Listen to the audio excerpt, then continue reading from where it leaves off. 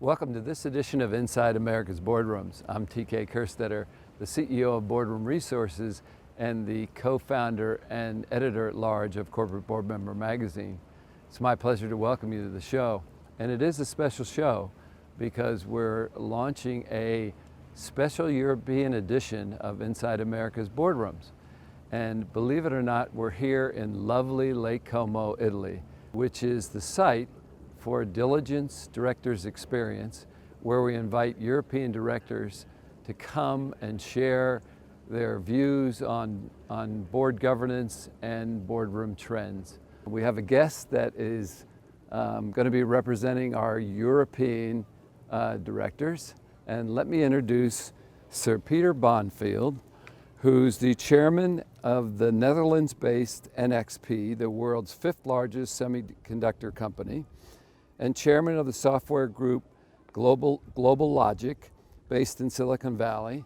He is also a director and chair of audit at the TSMC in Taiwan. Welcome, Sir Peter. Good morning or good afternoon for wherever you are. So our topic today, we're going to talk a little bit about cyber, since that sort of bridges both sides of the pond here. And specifically, we're going to talk about board oversight of cyber risk in international companies.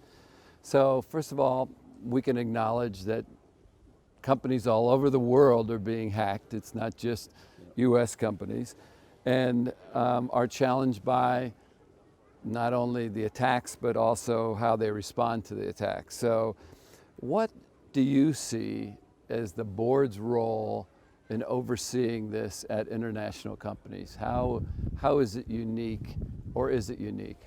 No, I think it's not unique. Everybody has the issue. The only thing that is slightly different now in Europe is introduction of the GDPR, the General Data Protection Regulation, which now has big teeth in Europe, because if you're found to be wanting, you can be fined up to 4 or 5% of your worldwide revenue.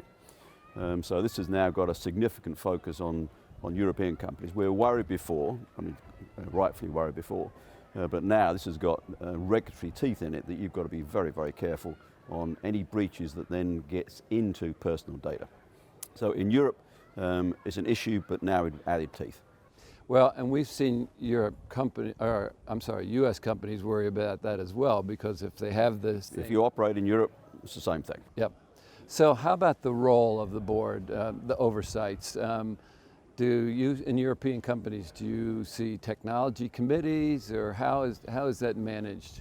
Most of it is now the responsibility in the end is board responsibility.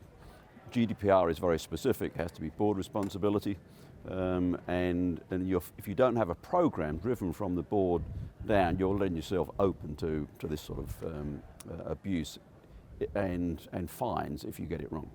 So that's one thing. I think most boards have delegated a lot of it to the audit committee. So all of the things that I'm involved with now, the audit committee, at every available opportunity, will discuss the impact of what the company is doing to protect the data, to prevent hacking in some way. You're never going to prevent it totally. But what is the reaction of the board, of the company, and then report that back to the board. And I think it's basically to try and make sure that nobody in the company is complacent. If you're not paranoid about this, you're not paying attention. And I think that's the top down from the board has got to put that message into the company. That's a good segue into my next question, which is, you mentioned that most of the cyber responsibility is in the audit committees. We're seeing that audit committees' agendas are getting awfully full. So in the financial services, they've mandated in the US risk committees, and I'm pretty sure that that's similar at least in the UK and in financial services. Yeah, right.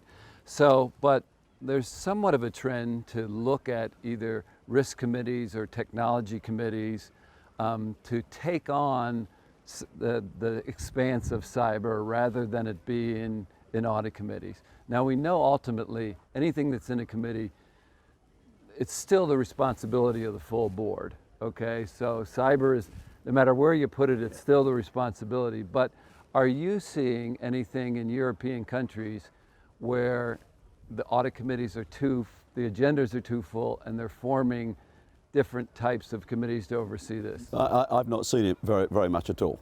I think that the boards don't want to proliferate subcommittees too much. So you have a nominating, you have remuneration, have audit. And I think that to subcontract it to another committee is not that prevalent. I think the key thing is to make sure that the audit committee has enough time, so get the priorities right. But there's the continual feedback to the board. So I'm not saying that the board has sort of delegated it to the audit committee out of sight, out of mind. It's always reported back to the board, because the board in the end has to take that responsibility. And regardless of how much time it's going to take, it has to take the time. So how would you, in all the experience that you have, what advice would you offer boards that do not have a director that has cyber skills, and consequently nobody on the board is really familiar with the new developments, because it's fairly recent and a lot of them through their business careers never had to deal with cyber? So what advice would you give those boards who really don't have an expert on the board today? I would bring in outside expert advice. I'd also do benchmarking with other companies in and around the field. A lot of companies are not too concerned about sharing expertise. So to get other companies in to explain how they're doing it is quite a good idea. External expertise is a good idea. And I always tell people it's always useful to have a company outside who's actually trying to attack you. So at least you can get a heads up if you've got some vulnerability. It's not going to stop everything, but at least you've got somebody trying continually to have a go at you. This is somebody you've hired to. Yeah, hired that you've had a go at you. Yeah. And actually, because it's such a complex field, I think even having somebody at the board who's competent, they're not going to be competent in all aspects of it. This is so prolific, and it is so technical. But I don't think you can just say, I've got a board member who can do that for me and leave it up to that. I don't think you can do that. It's got to be embedded in the whole company, and I say driven down from the board, that if you're not paranoid, you're not paying attention. Because this is something, when there's so many connected devices, there are so many ways in, this has got to proliferate across the whole company.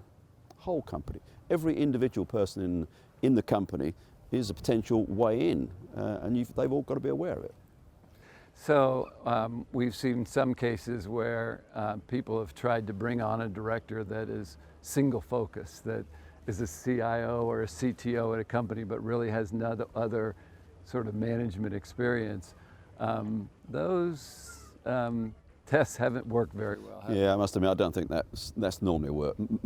The board director should be an inclusive person. You need different views from the board, so you can get not groupthink, but a sort of more eclectic thinking.